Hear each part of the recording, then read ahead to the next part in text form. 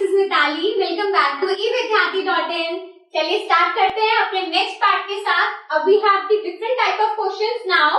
ये भी name the following type की है कि आपको वन वर्ड आंसर में इसका आंसर करना है, बट देन हम ये देखते हैं कि इसमें हमसे पूछा क्या गया है। ठीक है, चलो identify the type of tissue in the following parts. तो हमें यहाँ पर ये बताना है, हमें कोई भी बॉडी पार्ट दे दिया गया है, जैसे मैंने आपको पहले बताया था कि लोकेशन के बारे में हमें दे देंगे और हमें बताना होगा कि कौन सा टिश्यू यहाँ पर अवेलेबल होता है या फिर लोकेटेड है। ठीक है, चलो तो स्टार्ट विद द स्किन।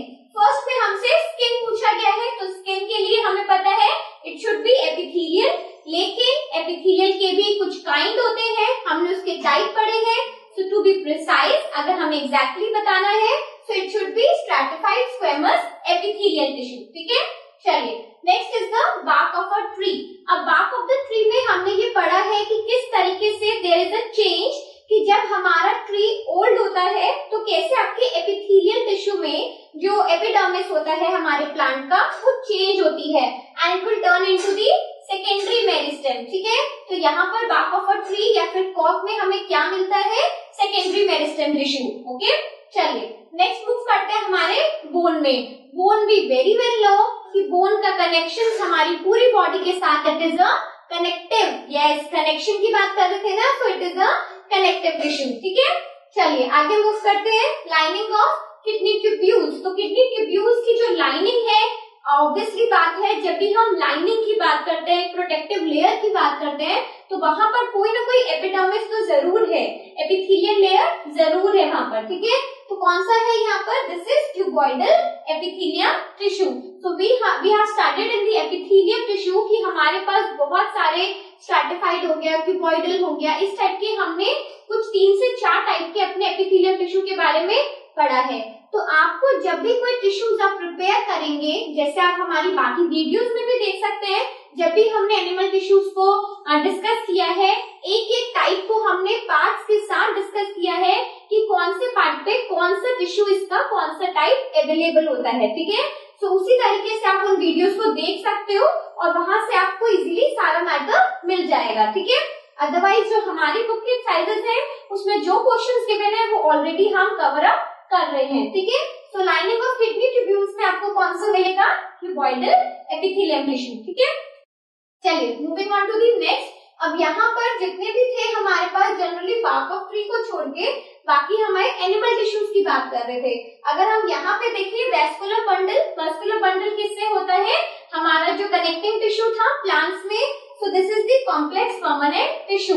हमने कॉम्प्लेक्स परमानेंट टिश्यू में मेनली कौन से 2 टिश्यूज पढ़े थे, जाइलम एंड फ्लोएम। यस, अभी तक आ जाना चाहिए था कमेंट बॉक्स में अगर आपने सभी वीडियोस को अच्छे से देखा है और चैप्टर को फॉलो किया है। तो कौन से हमारे वास्कुलर बंडल्स, कौन से टिश्यूज कहलाए जाते हैं, आप यहाँ पे जाइलम एंड फ्लोएम को भी लिख सकते हो। अगर आपसे कहीं भी पूछा जाता है कि वास्कुलर बंडल में कौन से हैं, एमसीक्यू में आता है, so those were the xylem and phloem, plus उन्हें हम क्या कहते हैं, these are known as the complex permanent tissues. ठीक है, so now this is all about the कि किस तरीके से we can identify according to the location of the body. ठीक है, चलिए अब मूव करते हैं अपने नेक्स्ट क्वेश्चन की तरफ।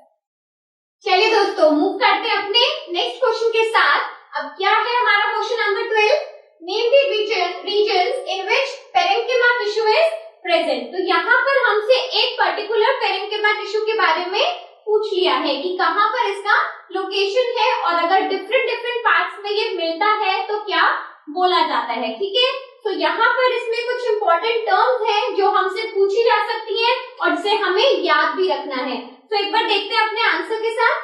पेरेन्किमा tissue is present in the stems and roots of the plant. तो बेसिकली हमारा जो पेरेन्किमा टिश्यू है वो कहाँ पर मिलता है, कहाँ पाया जाता है, हमारे किसी भी प्लांट के स्टेम्स और रूट्स वाले एरिया में। ठीक है, चलिए आगे बढ़ते हैं। If found in the leaves, अगर ये हमें कभी लीव्स में मिलता है, कोई भी प्लांट ऐसा है जिसकी लीव्स में पेरेन्किमा टिश्यू प्रेजेंट है, तो क्या होता है, क्योंकि वो लीव्स में प्रेजेंट है that means it contain chlorophyll and if it contains chlorophyll तो उसका नाम पेरेन्किमा नहीं क्या बोला जाता है, फ्लोरेन्किमा टिश्यू। ठीक है, तो इस तरीके से आपसे पूछा जा सकता है कि पेरेन्किमा टिश्यू अगर हमारे लीव्स में प्रेजेंट है then how it is known as, या what it is known as, ठीक है। इसी तरीके से एक और इसमें फीचर है कि if the parenchyma tissue is found in the aquatic regions, तो अगर ये aquatic plants में मिलता है it is known as the parenchyma, ठीक है। तो इस तरीके से हमें प्रिपेयर रखना है, हमें थोड़ा सा याद रखना है।